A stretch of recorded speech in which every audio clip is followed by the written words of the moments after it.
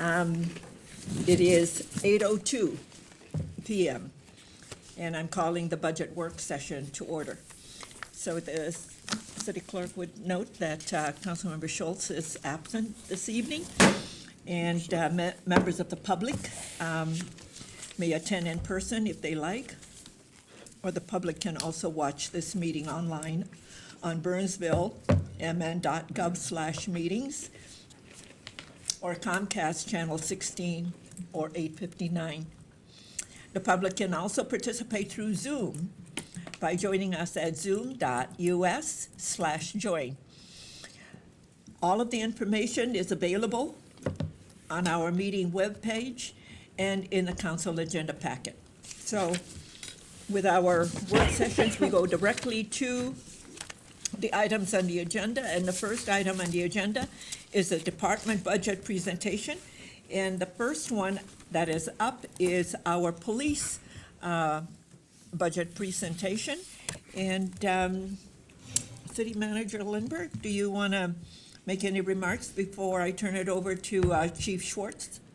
No, Madam Mayor, I would turn it over to our police chief. Okay, Chief Schwartz, the floor is yours. Thank you, Madam Mayor, members of the council.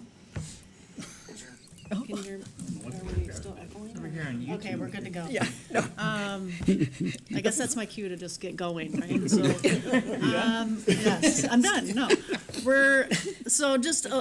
You all have heard a lot of this before, just want to update you as to where we're at. But who we are, of course, we exist to provide the highest level of public safety service that we can for our community and do that 24/7, 365. And really to protect lives, property of our residents, our business owners, and visitors that come to the city, as well as remaining grounded in our mission and our core values, and really aligning with procedural justice and protecting the dignity and sanctity of all human life. And really what that means is, what's our conduct? How do we do business in Burnsville? And it's about treating people with respect and listening to what people have to say, making fair decisions, explaining our actions. That's about who we are and how we do business. So a little bit about where we are now. So we're continuing to drive forward our mission and our core values, our family culture, and really just working on healing up from February 18th, when we had the line of duty deaths and we lost our partners, Matt, Paul, and Adam. And we're just continuing to care for people and doing that the best that we can, and we're doing what we said we would always do, which is care for people, and so has the council cared for our people and city leadership and really all city staff and the community. But I'm really proud of our department as they just continue to build resilience and continue to show up to work, given the tragedy that happened in that loss. And so just trying to stay aligned with those values, and again, just really proud of their resilience and their ability to move forward. Also, we are continuing to implement the TAG staffing analysis recommendations, so we're continuing to work on that. Continuing to build relationships and trust, and really focusing on our strategic priorities. Those are the things that help guide us, and so we can focus on those important things. As you know, recruiting, we're in one of the most challenging times in law enforcement history, really, when it comes to recruiting qualified candidates, but we are making gains. We just hired 3 more police officers on Monday, and actually 2 of those came from our CSO ranks, and as you know, that's kind of our minor league team. We're bringing them up to the major leagues, and so we're going to continue to use those folks and that program to hire and get qualified candidates. And as you recall from the org analysis through the TAG assessment, with council's approval, we did add 2 more CSOs to that group. So we're going to continue to now backfill into that position as we continue to hire folks. So that's really working for us. And like I said, I think with how recruitment challenges are going right now, that's going to continue to be our focus, is that program, and getting to students at that time and helping them along the way become familiar with Burnsville and us and how we do things. And How many CSOs do we have in the program right now, Chief? How many what? CSO. We have 7 total. Now, we just promoted 3, so now we're back down to 3. So now we're looking at rehiring, doing another process so we can get up to the 7. Okay. And then we have 5 positions open for So our officers. capacity is 7. Total keep- capacity yeah. for CSOs is 7, Okay. yes.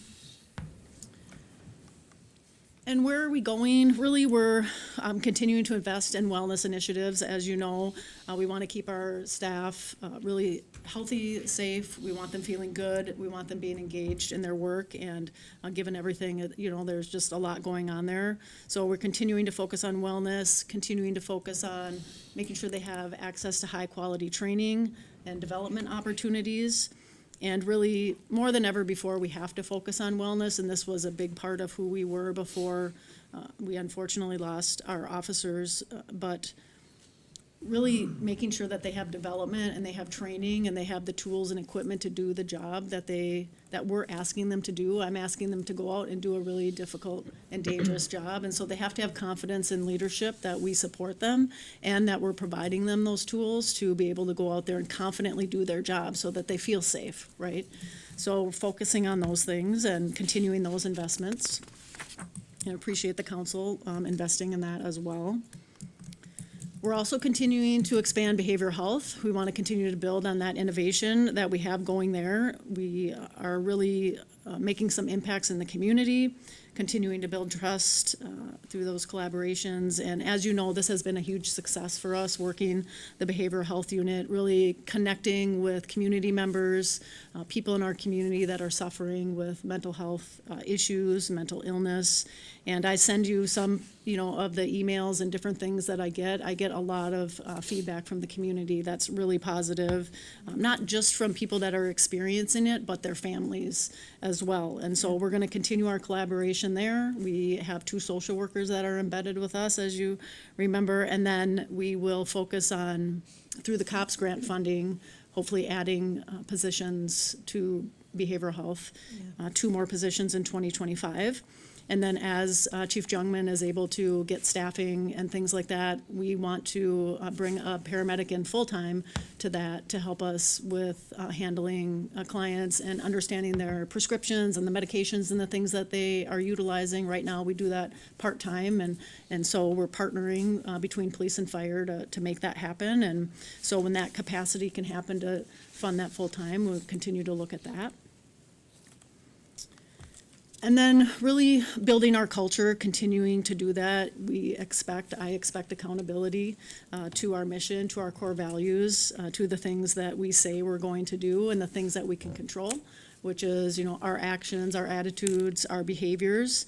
And so we really focus on that. We champion being a family here. And that's a big part of our recruiting as well, is, we're a family. When you come here, we care about you, your development, and all those things. So this has really been, I just want to touch on, focusing on our culture during this time when we lost our partners. That really provided us a foundation to continue to navigate through what we're going through, is coming back to we're going to take care of each other and we're going to focus on the mission and the values, because we need to take care of our community. So we know it's, we have to do that.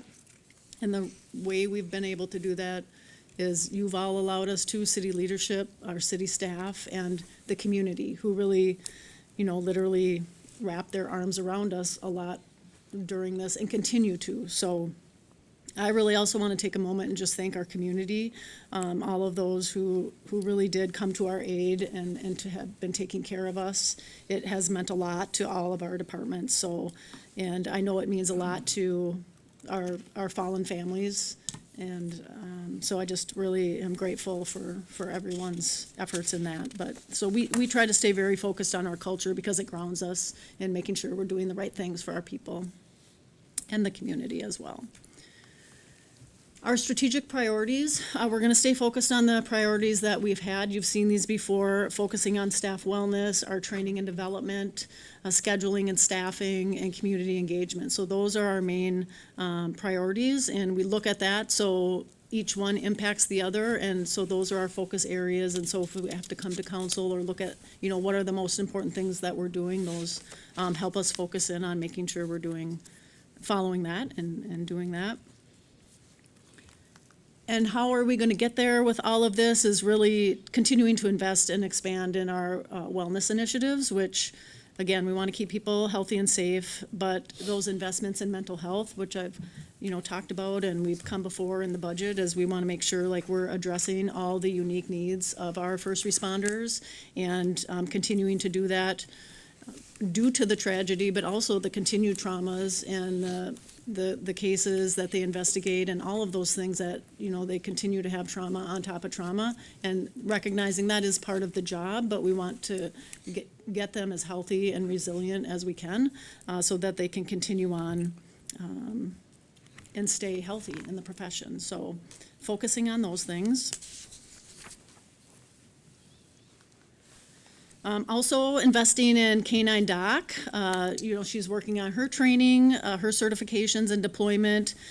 We are also partnering and making sure we're utilizing city wellness programming, and then looking at wellness and how it is connected to our facility for the future. So we've put a lot of thought into making sure we work wellness into our facility. But Doc is doing great. She continues to provide a lot of smiles across the organization. She's working on all of her final certifications, so getting close there.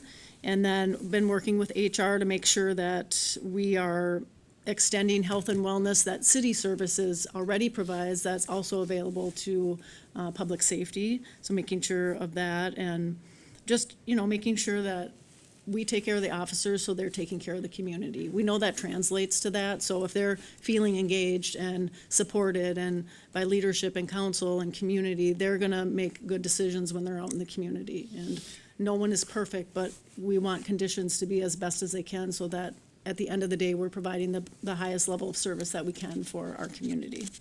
Well, K-9 Duke, our therapy dog, Yes, is doing a lot of great work. He is, yes. I have him in here a little bit later, but Oh, yes, he okay. is doing good as well. So I'll talk about him a little bit too.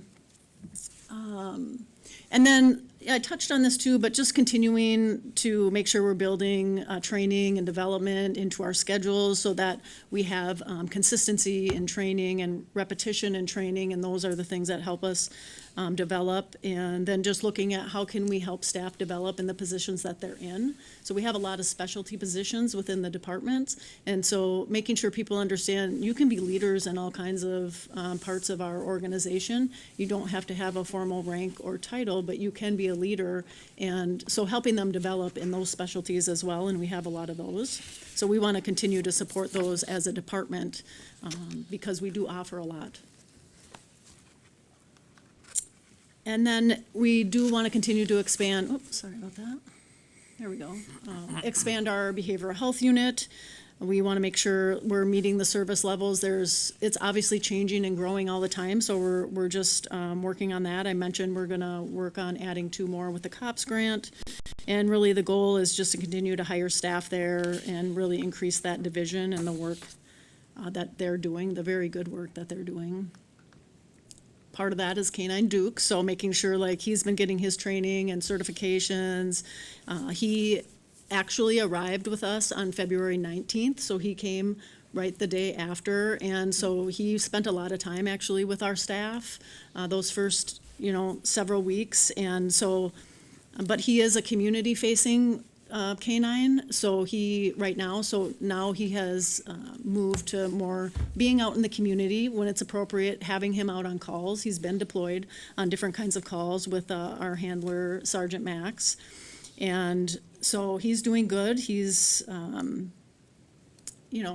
our furry friends are always, really welcomed by the community and our staff as well. So we appreciate that he's been here and the opportunity to try that. And we've actually had since we've deployed these K-9s, we've had probably about 25 different agencies reaching out to us about how did this go and what does this look like, because they just really bring, they can take the temperature down with whether it's in the community or just stress. He can read people's cortisol levels and what kind of stress they have and go to them. And so we really have been excited about that and been excited to help other agencies as well. So Well, our furry partners, Yeah. I presented at the U.S. Conference of Mayors, and it's a best practice. And so a lot of okay, good.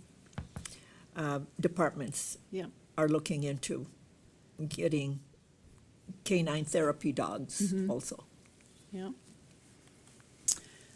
And then, again, just some more on, how we're getting there, just continuing to build that trust, collaboration with the community, looking at how can we leverage our community partnerships, thinking about social media and leveraging that. We have really strong community engagement.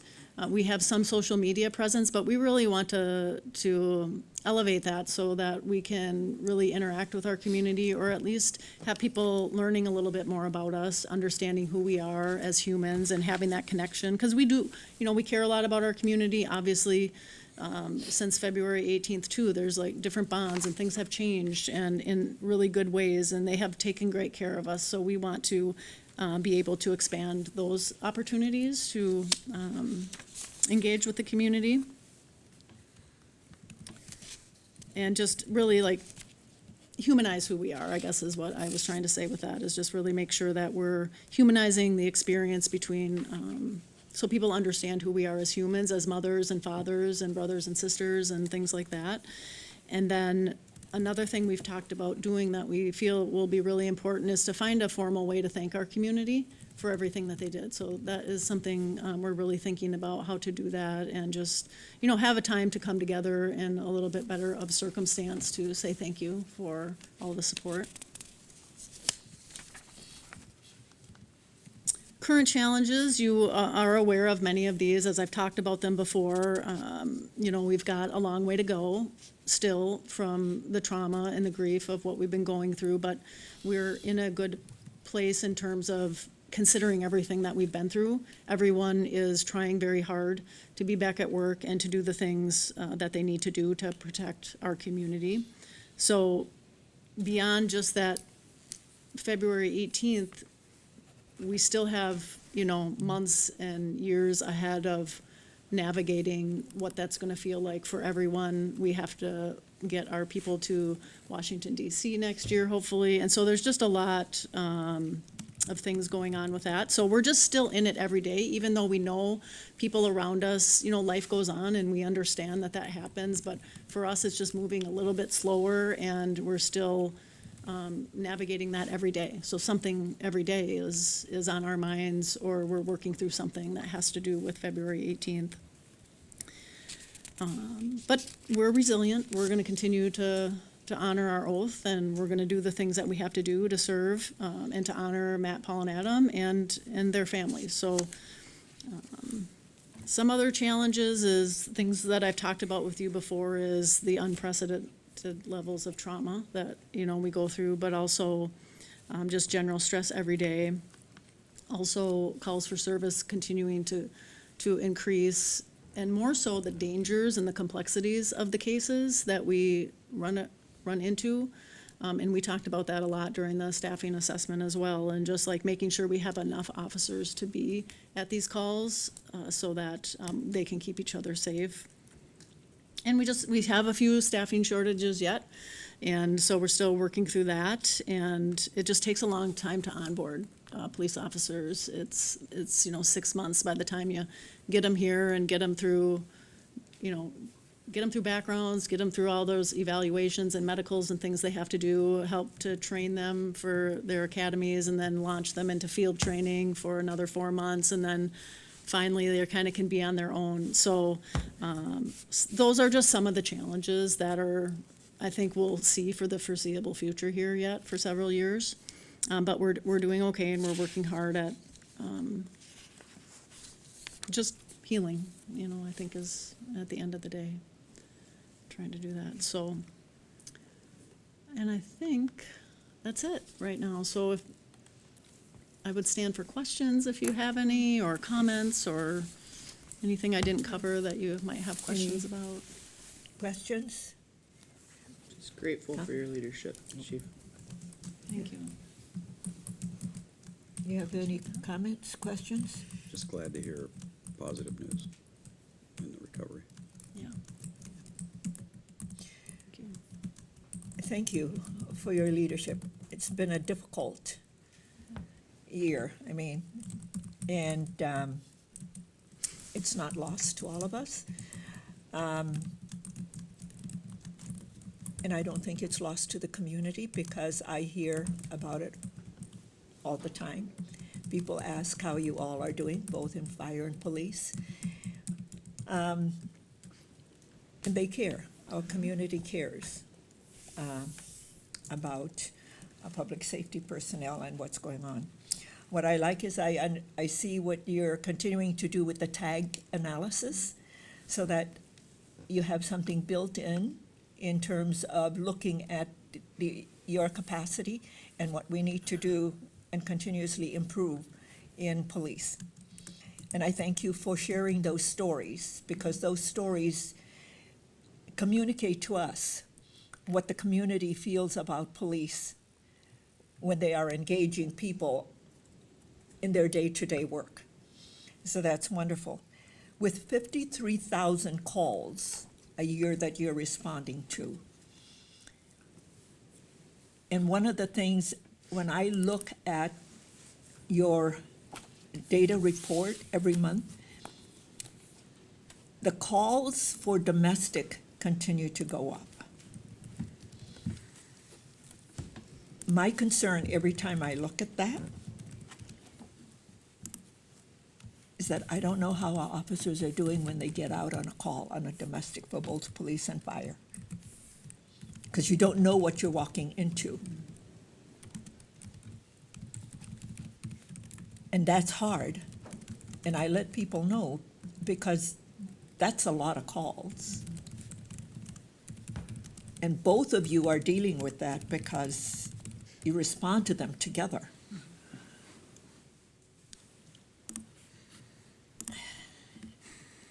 You know, every time I see it, and when there was a weekend there that was back-to-back on domestics,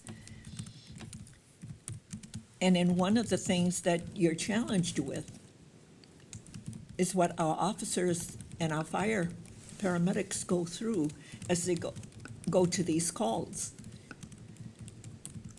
I'm sure it goes through their heads what they're getting into, and they don't know what they're going to encounter. Right. So I also thank our legislators and the partners in the legislature who did something this last legislative session with regard to straw purchases.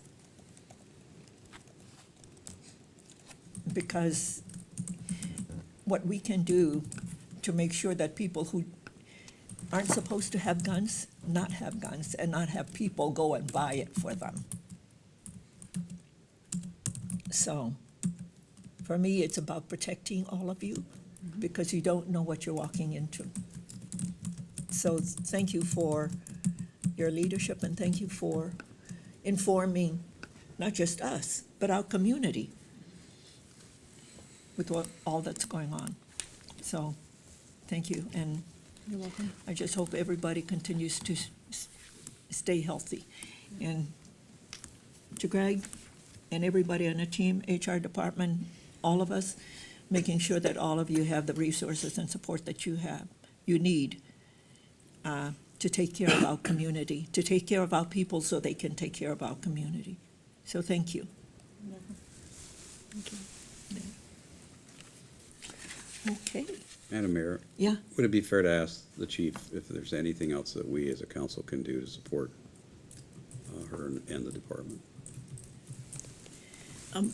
Councilmember Keeley and members of the council, you have all been fantastic. You really have. I can't think of anything else. Everything we have needed to help our people, you have. Well, one of the things us you along. have in your report is the space challenges and limitations that you have. So what they're asking us is that you need Facilities, your you know, facilities, because it's in your challenge. Yeah, and I know area. we're working through that, and appreciate everyone listening to the considerations for how do we build wellness into our facility, not only for training, but for that development too, and the confidence, again, that they need to feel like leadership, the city, community cares about them, so when they do go out and have to do this really dangerous work, they feel prepared and confident about it. So No, I am feeling very proud of everyone that's here and our community and just all of you who you've done everything that I can think of that would help us through to where we're at to this point. And so we're very grateful. Our officers, our department, all of them, they're very grateful. They know the support. I talk about it with them and they obviously see it and feel it. So, Yeah. no, that. Well, we're working through the whole I process. will definitely let you know if we need Yeah. anything. We're working through the process with the facilities. Yes. And we had a very successful meeting at the Planning Commission. So, Good. it- you. step by step. Mhm. Yeah. Yeah. Okay, Thank you. thank you. Thanks for asking. Chief Gentleman, floor is yours. Good evening, Madam Mayor, members of the council. Thanks for your attention as we go through our budget highlights. So the fire department, as you know, our mission is dedicated to providing efficient and effective fire, medical, rescue, and prevention services of the highest quality. We see that as both our mission statement and our vision statement. As highest quality is something we always continue to achieve for, and I think we're very fortunate with the model that we've invested in our community. I think it provides an unparalleled level of service that many other communities don't get to enjoy. So we appreciate that support. We carry this out through our values. So we operate with a commitment to personal and organizational character, communication, collaboration, and competent excellence. And that starts from when we go to hire somebody. We hire for character traits. We can train for technical skills. So we uphold these values and hold our people accountable to these values, and they're very important to every step of what the organization does. And by hiring great people, we're fortunate to provide a great service to the community. Some of our strengths, we have fully capable EMS. Again, we run a paramedic level service, and that puts a lot of paramedics on the scene of those critical incidents when you have a cardiac arrest, a bad trauma, whatever those things might be. We have numerous paramedics there operating at the same level. They're all trained at the same level, and we also put a supervisor on the scene of any major incident, which is a very different approach than many other EMS systems.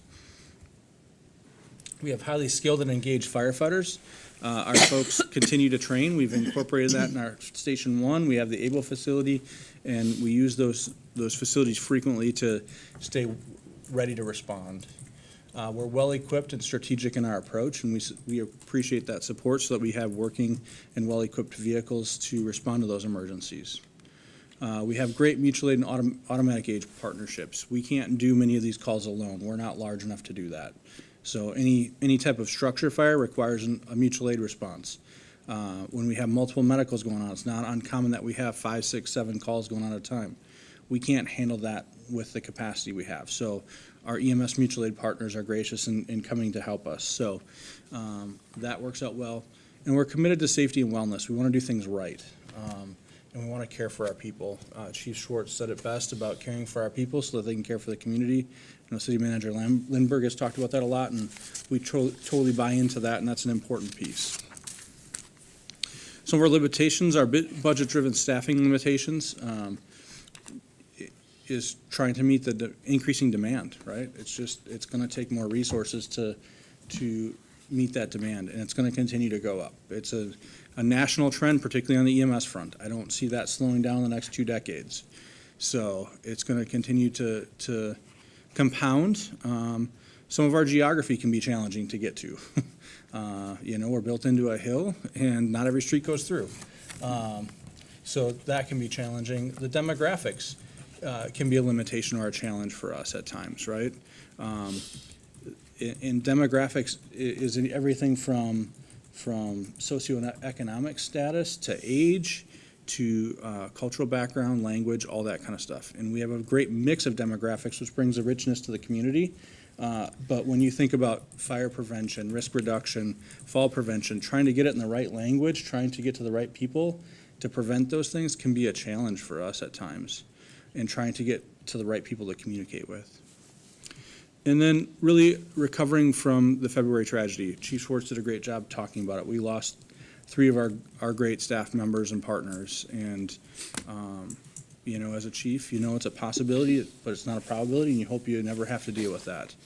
And it's tough. And I think we did it as good as we could, and we focused on caring for the families and caring for our departments and continuing to provide service to the community, and I think that's gone a long ways. And we greatly appreciate the council and the city manager and the city staff support and the community support. Like, we saw support that we've never seen before. We knew it was there, but it was pretty quiet before, not intentionally, but the outpouring of support in many different ways was overwhelming and astonishing and greatly appreciated. But we know, as Chief Schwartz said, it's going to take months and years to recover from this. Like, there is no new normal yet, right? And it's still on people's minds.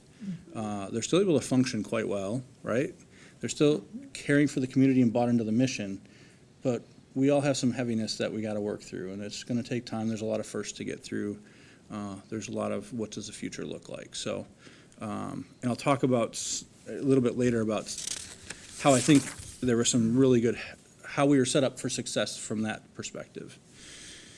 So our opportunities, continuing to collaborate and develop relationships, that continues to be important. In order to be successful in community risk reduction, we got to build those relationships. In order to work through some of the healthcare challenges we have and some of the EMS pieces, we got to continue to build relationships. As we redevelop, that increases safety. You all know I like to see buildings with sprinkler systems and access and fire alarm systems that work, right? I take that kind of seriously. So the more we can get modern codes, the better off we are, right? Because we do have a fair amount of risk in our community with our multifamily that's not sprinklered. It may not have a monitored alarm system because of when it was developed. And then the civic support, again, we have felt a ton of civic support since February 18th, and we want to continue that. Continue that engagement, continue that support, and it goes two ways, right? And like I said, we can't thank everybody enough, and I could never make a list to identify everybody that helped us, but it was absolutely amazing from within our city and as well as our mutual aid partners from, frankly, across the metro. You know, we saw ambulances in our city from Ridgeview and North Memorial, and you know, any ambulance service within 50 miles of us provided coverage. Edina, Maplewood, right? Like, there were a ton of people here. So, continuing to get back to that and continue that support. Some of the threats to the organization is really recruitment challenges. We've never experienced this. Volunteer fire departments have experienced recruitment challenges for years, but career fire departments have never had a problem finding qualified candidates, and that is now a challenge for us. And frankly, just getting people through the process. We've never had so many people wash out of a process. So we're trying to hire 5 this fall, and it took 9 candidates to get 5 hires. And we're hiring trainees and cadets now. So we're hiring firefighter EMTs, and we're going to put them in a paramedic school, and that'll work fine. That'll continue our standard of firefighter paramedics, but it allows people the opportunity to get there where they might not any other way. So I think that'll be a great program, but we're going to have to continue to innovate as we go and adapt. It's not insurmountable, but it's something that we historically haven't had to deal with. So, the healthcare system limitations. This is bigger than us. This is not necessarily local to the city. It's not even local to the state, right? There's major issues. You go to any emergency room between 3 p.m. and 3 a.m. and it looks like a MASH unit. Like, there's not enough beds. The healthcare system is backed up. There's not enough mental health beds. It's a challenge. People can't get into their primary care because there's not enough doctors, right? And that's going to continue to become exacerbated. And we're the safety net service. So when people can't get somewhere, they end up calling us. And we take them to the hospital because that's the only place we can take them right now. I think when we look at opportunities, there's ways to look at that differently. And we're going to continue to innovate in that space. We talked a little bit about the occupancies without sprinklers and a diverse need for community risk. We talked about that. And lots of times when we think community risk, we think fire prevention, but there's a lot to be done on the EMS side. There's a lot with the opioid stuff. Chief Schwartz talked about we want to embed a firefighter paramedic in the behavioral health unit. We think that's a great opportunity for community risk reduction and impact on the EMS side. We work with the county on fall prevention, right? There's just a lot of opportunities to get ahead of these calls. And I think we need to do that. And I know the question then always becomes, will that reduce your call volume? There's plenty of studies that no matter how much we do, we're not going to be able to completely reduce that increase. But we can impact it and at least decrease the severity of the calls we go on. And then the assisted livings and group homes. We found out in the past year, based on a fire we had, that Many of our group homes are now licensed assisted living facilities, and they don't have the same standards that group homes have, but they're operating like a group home. So we're working through some regulatory challenges. The Department of Health inspectors have been very responsive and helpful, but again, it's just, you find out these things. You don't find out ahead of time. Unfortunately, we're finding out when bad things happen, so. The state doesn't let us know when they license those facilities? Not unless you proactively go check. Are you talking about single-family homes? Single-family Yeah. homes. Yeah. Single-family homes are licensed as assisted living facilities, but operating like a group home. 4 residents, non-sprinklered. So, the regulations were reduced during COVID, and many of the group home resident, operators changed to assisted living, so. So now that's a huge challenge. Yep. So, just another thing. So we covered a lot of these. Where are we going? Really, we have 5 priorities: mental health care system innovation, enhanced on-shift staffing, multifaceted community risk reduction, continuous improvement of our operation, and enhancements to our firefighter wellness practices. We're going to get there through delivering high-quality service to the community. We are completely committed to that, and we're going to do that with integrity, communication, collaboration, and improvement. Mental health, again, we want to work on that EMS community risk reduction, that embedded mental health with behavioral health. But I want to note right here is one of the things that I think is very important to note that has gotten us through since February 18th is embedded mental health provider. And then we came back and asked for additional resources to increase that amount. We went from 24 hours a month to 20 hours a week. And I can tell you that having an embedded mental health professional for our own folks is a game changer. And there's plenty of work for him to do with folks to support them and increase their resiliency. And I just can't say enough. I know PD and us both have embedded mental health, and that's been great. And I know Mike's working on bringing that to the rest of the city staff next year. And having people have access to a mental health professional without having to make an appointment breaks down barriers and increases resiliency. So I think that was one of our keys to being prepared without even knowing it. And it's been a game changer. Council needs me. Just throwing it out there. I'm not touching it. Probably a good idea. Yeah. Can I respond? It's a good choice, chief. Yeah, thanks.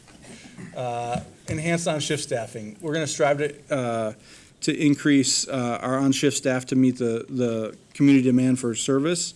Again, with a shared commitment to cost containment and trying to do that within the fiscal constraints that we have.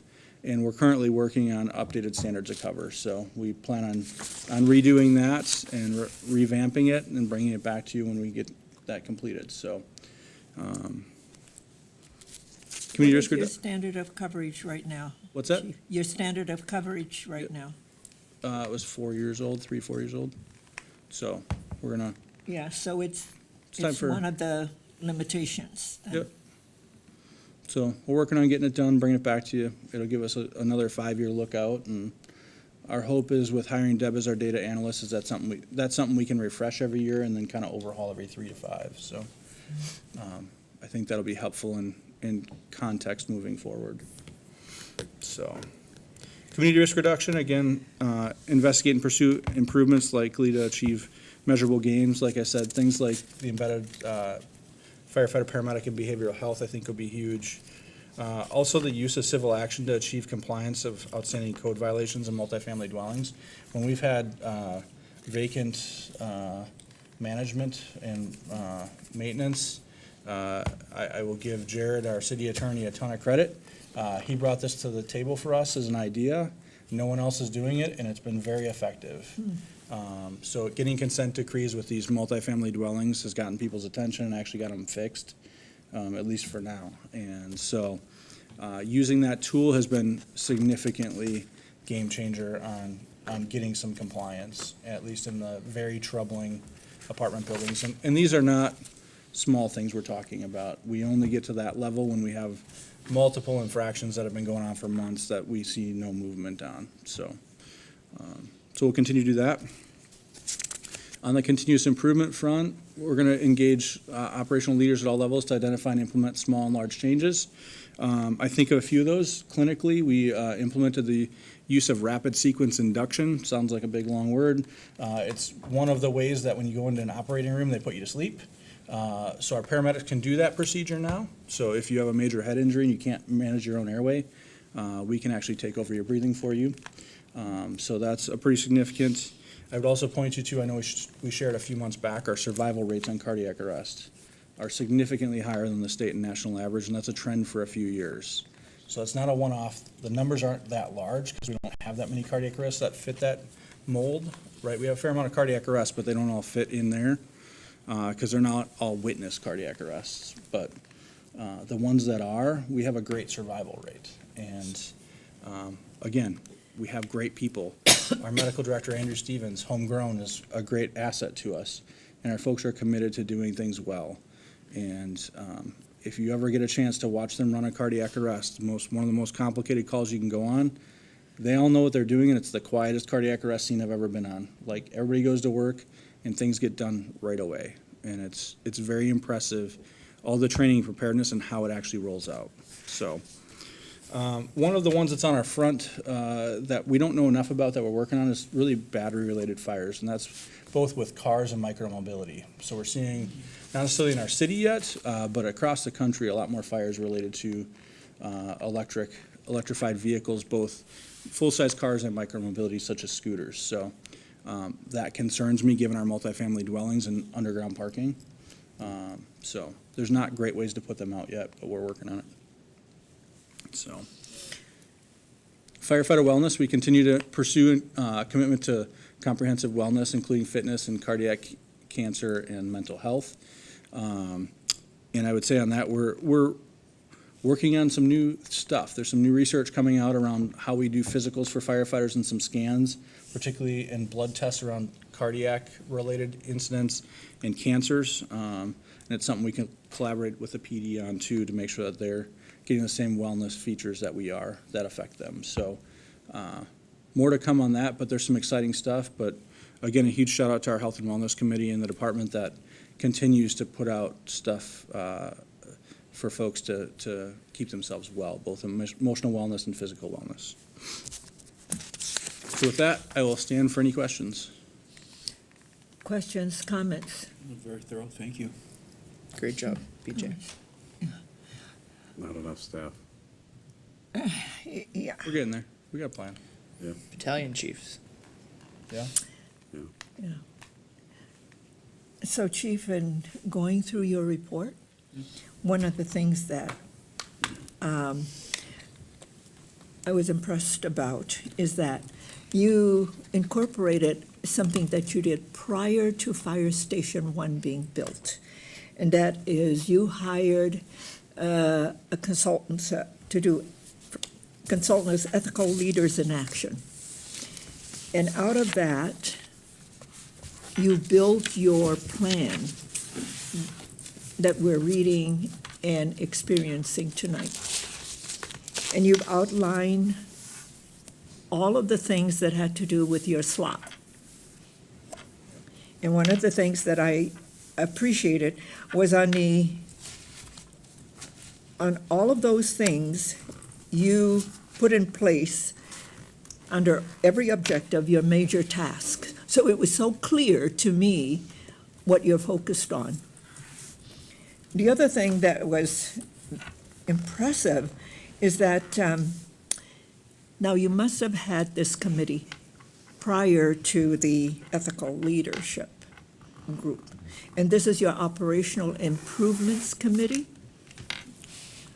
Is that something that came out of ethical, or was that prior to that? Yeah.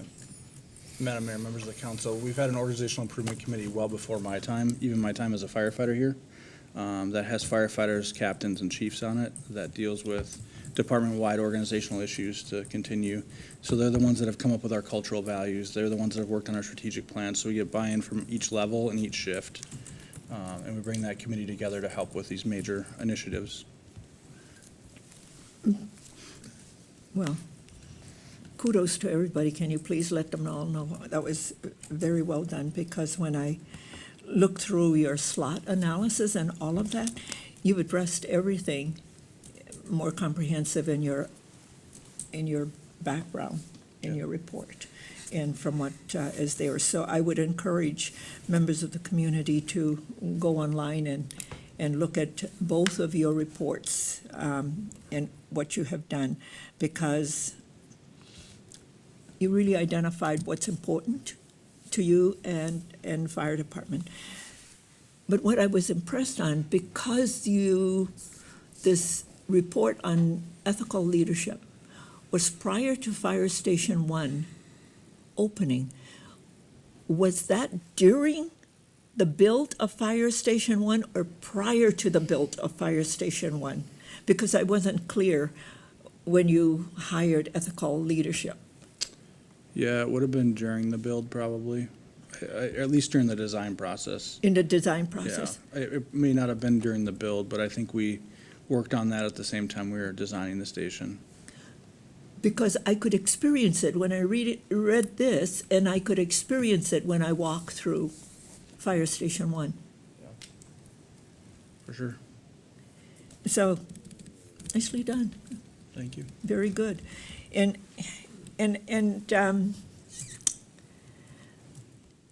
it's not lost to me that one of the limitations is our geographical footprint. And I go back to when previous councils had done this analysis and looked at our city and identified that we needed 3 fire stations. And we did have plans for it. It's now it's that development with all of the flowers. Is it Wildflower? Wildflower development, right there on Portland. Yep, Portland, South Cross. But that challenge is still here, and I know that we use mutual aid. But you also talk about concurrence calls for EMS service and fire. Yep. And that's one of the limitations that you speak of. Yep. So members of the council hear some things in terms of police and fire that we need to continue to look at. I'd also like to say Jeff and I rode with BJ on night 2 night, and he only had 1 hit and run in the ladder truck. Is that your foot? Hey, Matt and I made a stop. Did you hear about it, Chief? Heard about that one, no. I'm just kidding. BJ Yeah. took very good care of us. Thank you. Great work. Thank you so much. And I know that we're still, and you're correct, both of you are correct. Grief and the work that we're in terms of behavioral health and wellness has no time limit. It's different for everybody. And so I know that on Night to Unite, Matt and I made a point of going into the neighborhood that was impacted.